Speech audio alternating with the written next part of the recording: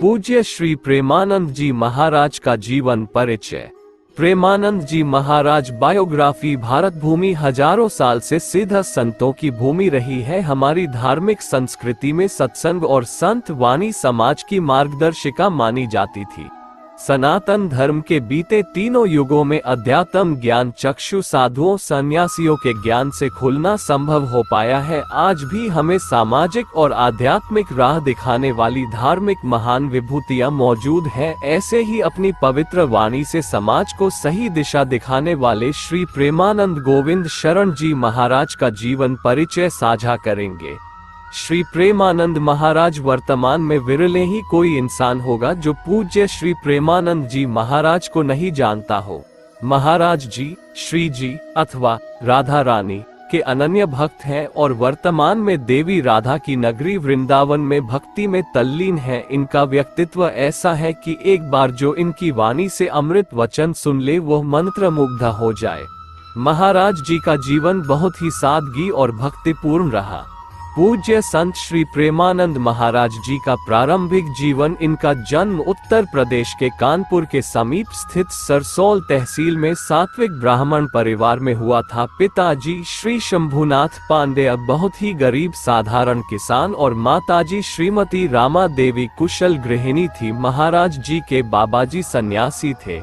इस वजह से घर के माहौल में साधु संत और ईश्वर की कथाओं का श्रवण इन्होंने छोटी उम्र में ही कर लिया था और मन मस्तिष्क में अध्यात्म ज्ञान का एक बीज पड़ चुका था। संत प्रेमानंद जी के बचपन का नाम अनिरुद्ध पांडेय था। इनके बड़े भाई संस्कृत की शिक्षा प्राप्त कर कथा वाचन का पाठ करते थे। महाराज भी बचपन में कथाओं का आनंद लेते थे। महाराज प्रेमानंद महाराज की शिक्षा। महाराज जी अपने बचपन के बारे में बताते हैं कि गांव के पास के स्कूल में ही कक्षा 9 तक की शिक्षा ग्रहण की है। विज्ञान विषय में उनकी गहरी रुचि थी। वह बताते हैं कि किसान परिवार में साल भर में एक ही बार गेहूं चना बेचकर आमदनी होती थी। बस उसी समय एक जोड़ी कपड़े के कुर्ता और पजामा बनवाते थे। रविवार के दिन उसे धुलकर बाकी के दिनों में स्कूल पहनकर जाते थे। कक्षा 5वीं में थे तभी से आध्यात्मिक ज्ञान के प्रति उनकी रुचि बढ़ी। गीता रामायण और इनकी कहानियों को सुनते और पढ़ते थे।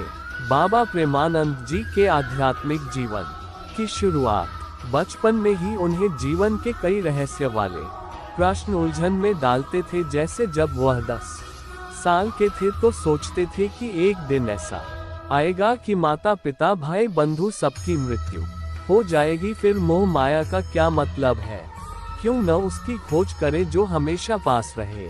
इन सवालों को लेकर कई बार अपनी बौद्धिक क्षमता के अनुसार प्रयास करते थे। फिर एक समय आया जब वह कक्षा 9 के विद्यार्थी थे और उम्र थी 13 साल और भोर के 3 बजे थे। भगवत प्राप्ति के लिए निकल पड़े। श्री भागवत गीता की किताब, पीतल का लोटा, छोटी सी चटाई और एक चादर लेकर गृह त्याग कर चल पड़े। ईश्वर की डगर पर करीब 15 किलोमीटर की दूरी तय करने के बाद एक भोले भंडारी का मंदिर नंदेश्वर धाम पड़ा और 13 वर्षीय बालक वहां रुक गया और कई तरह के सवाल मनोभाव में आ गए कि कैसे रहेंगे। जवाब था जैसे भगवान रखेंगे। फिर सवाल खाना कौन देगा, भगवान देंगे। और अंत में ये दृढ़ निश्चय किया कि यही भजन करूंगा और प्राण त्याग दूंगा, पर अब घर नहीं लौटूंगा। जैसे प्रभु का आदेश होगा वैसे ही रहेंगे। पहली बार घर से निकलकर 13 वर्ष की आयु में महाराज इसी मंदिर में रुके थे। यही सब सवाल सोचते सोचते धूप चढ़ चुकी थी और भूख भी लग चुकी थी। काफी समय तक भोजन न मिलने पर मन व्याकुल हो चुका था, क्योंकि बाल मन और माता के आंचल तले पला हुआ बच्चा कब तक बर्दाश्त कर पाता।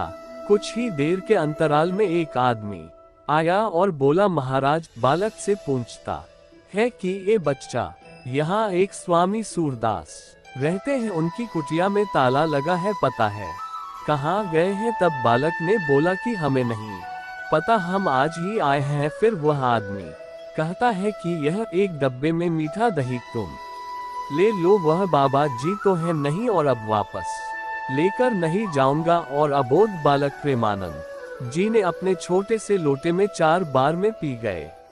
तब उनकी क्षुधा समाप्त हुई और उनका विश्वास ईश्वर के प्रति और अटल हो गया। इसके बाद वह शिवलिंग को पकड़कर खूब रोए। नंदेश्वर मंदिर से जाने के बाद कुछ दिनों तक भटकने के बाद महाराज जी काशी पहुंचे। लगभग आधा जीवन उनका काशी में बीता।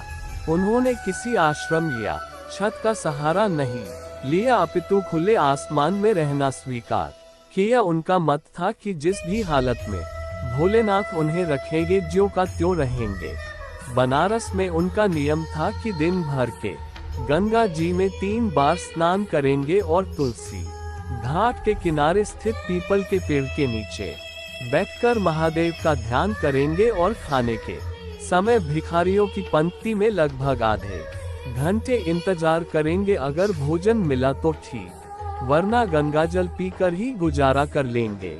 इस तरह की दिनचर्या में कई बार दिन भर भूखे रहना पड़ता था और यदि कोई रोटी खाता दिख जाए तो मन में कहते थे कि कितना भाग्यशाली है कि ईश्वर इसे भोजन दे रहा है। ठंड के दिनों में भी वह गंगा जी में 3 बार स्नान करते थे और कपड़े के नाम में बोरे को ओढ़ लेते थे। रोज की तरह तुलसी घाट पर महाराज जी बैठकर ध्यान कर रहे थे। तभी भोलेनाथ की कृपा से उनके मन में आया कि कैसा होगा वृंदावन। लेकिन महाराज जी ने उतना ध्यान नहीं दिया। अगले ही दिन एक अपरिचित बाबा आए और बोले, भाई जी श्री हनुमान प्रसाद जी का विश्वविद्यालय काशी में स्थित है, उसमें राम शर्मा आचार्य जी द्वारा आए धार्मिक आयोजन का प्रबंध किया जा रहा है, जिसमें दिन के समय चैतन्य लीला और रात में रासलीला का मंचन होगा। तो चलो महात्मा लीला का दर्शन करने चलते हैं। लेकिन महाराज जी ने मना कर दिया। लेकिन वह बाबा जी प्रेमानंद महाराज से काफी बार आग्रह करने लगे। कुछ देर में प्रेमानंद जी तैयार हो गए और उस लीला में इतना खो गए कि 1 महीने तक चली लीला पता ही नहीं चली कि कब समाप्त हो गई। और जिस दिन मंचन समाप्त हुआ महाराज जी का मन उदास हो गया। उन्हें लगा कि क्यों ना इस मंचन टोली के साथ रहने लग जाऊं और हमेशा लीला देखूंगा, बदले में इनकी सेवा कर दिया करूंगा। ये सोचकर संचालक महोदय के पास गए और साथ रहने का आग्रह किया। लेकिन महोदय ने कहा कि यह संभव नहीं है। तो बाबा ने कहा, हम सिर्फ रासलीला देखने के इच्छुक हैं। तब महोदय ने कहा कि बाबा एक बार वृंदावन आ जा, बिहारी जी तुझे छोड़ेंगे नहीं। श्रीहित प्रेमानंद महाराज कहते हैं कि इस वाक्य ने मेरा जीवन बदल कर रख दिया। इस वाक्य को उन्होंने गुरु मंत्र मान लिया और उन संचालक महोदय को अपना गुरु। इस घटना के बाद उनकी दिनचर्या पहले ही जैसी रही, लेकिन बस एक चीज और जुड़ गई। वह थी कि मुझे वृंदावन जाना है और कैसे भी जाना है। समय बीतता गया। तुलसी घाट पर एक दिन ध्यान में लीन थे, तभी संकट मोचन मंदिर के पुजारी जी आए और उन्हें बोले कि ये लो प्रसाद। लेकिन प्रेमानंद जी ने कहा कि मुझे ही क्यों ये प्रसाद दे रहे हैं। तो वह बोले कि हनुमान जी की प्रेरणा मिली है इसलिए, और बोले कि मेरी कुटिया में चलो और भोजन कर लो।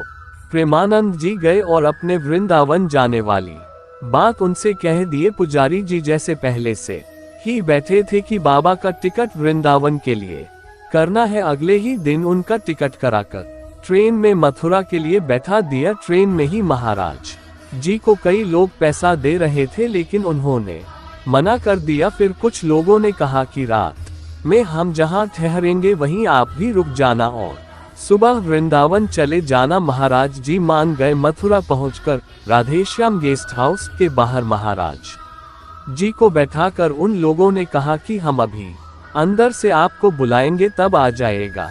लेकिन काफी देर हो गई, वह लोग नहीं बुलाए। ठंड का समय था। महाराज जी बाहर इंतजार कर रहे थे। लगभग रात्रि के 11 बजा था। तभी एक भाई साहब आए और बोले कि महाराज जी जय श्री कृष्णा, और पूछा कैसे बैठे हो। तब महाराज जी ने सारा हाल सुना दिया। तो वह सज्जन व्यक्ति उन्हें अपने घर ले गए और भोजन कराया, रात्रि विश्राम के लिए आश्रय दिया। अगले दिन सुबह होते ही यमुना नदी में स्नान किया और वहां से केशवदेव जी के मंदिर और जैसे ही दर्शन किए उन्हें चिल्ला चिल्ला कर रोना गया, क्योंकि वह भाव में खो गए और कहने लगे कि जैसे जीवन का सार मिल गया हो, अब तक का संपूर्ण जीवन व्यर्थ निकल गया। इतना सुनते ही चारों तरफ के दर्शनार्थी उन्हें घेर कर जयकारा और फूल माला चढ़ाने लगते हैं।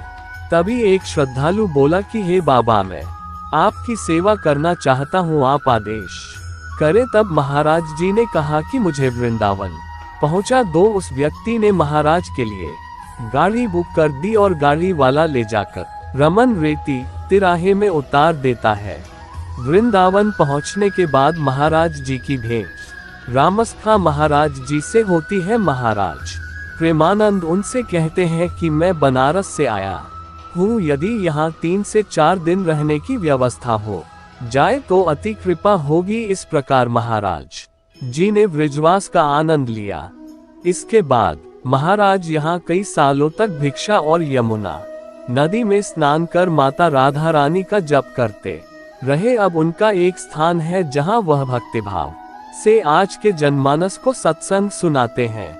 महाराज जी बनारस में जब 35 साल की अवस्था में थे तब उनके पेट में बहुत अधिक पीड़ा बढ़ गई थी, जिस कारण रामकृष्ण मिशन अस्पताल में जांच के लिए गए तो डॉक्टर ने कहा कि आपकी दोनों किडनियां आधे से ज्यादा खराब हो चुकी हैं, आपको पॉलीसिस्टिक किडनी डिजीज नाम की बीमारी है। इसमें हजारों की संख्या में गांठें पड़ जाती हैं, कभी कभी किडनी फटने का भी डर रहता है। ये रोग जेनेटिक होता है और कुछ समय में ही किडनी पूरी तरह खराब हो जाती है। और डॉक्टर ने आगे कहा कि तुम्हारे पास ज्यादा से ज्यादा 4 से 5 वर्ष का समय ही बाकी है।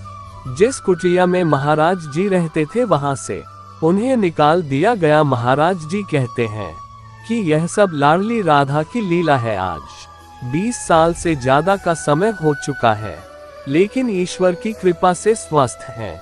कई लोगों के मन में यह सवाल बार बार आता है कि उनकी उम्र कितनी है, तो आपको बता दे कि उनकी जन्मतिथि का ब्यौरे का डाटा नहीं मिलता है, जिसकी वजह से कंफर्म नहीं है। लेकिन महाराज जी के बताए अनुसार लगभग 60 साल है। महाराज जी का आश्रम वृंदावन में है, आप भी जाकर महान संत के दर्शन कर सकते हैं। श्री हितराधा कैलिकुंज, वृंदावन परिक्रमा मार्ग, वराह घाट, भक्ति वेदांत धर्मशाला के पास में, वृंदावन -2,81,121, उत्तर प्रदेश। अपनी सामर्थ्य के अनुसार महाराज जी की जीवन यात्रा के बारे में आप सबको जानकारी दी है। महाराज जी की प्रेरणा से यह पता चलता है कि भगवान को पाने के लिए उनमें समर्पित होना अत्यंत आवश्यक है। यही बात गीता में भगवान श्री कृष्ण में कही है। राधे राधे। दोस्तों, आशा करता हूँ कि आपको ये कहानी पूज्य श्री प्रेमानंद जी महाराज का जीवन परिचय, प्रेमानंद जी महाराज बायोग्राफी पसंद आई होगी और आप इस कहानी को अपने दोस्तों को भी शेयर कर सकते हैं। और इस कहानी को लाइक कर के कमेंट में जरूर बताएं कि आपको कहानी कैसी लगी, और आप हमको सब्सक्राइब भी कर सकते हैं, जिससे हमारे द्वारा लिखी गई कहानी का नोटिफिकेशन सबसे पहले आपके आए। धन्यवाद। जय श्री कृष्णा। राधे राधे।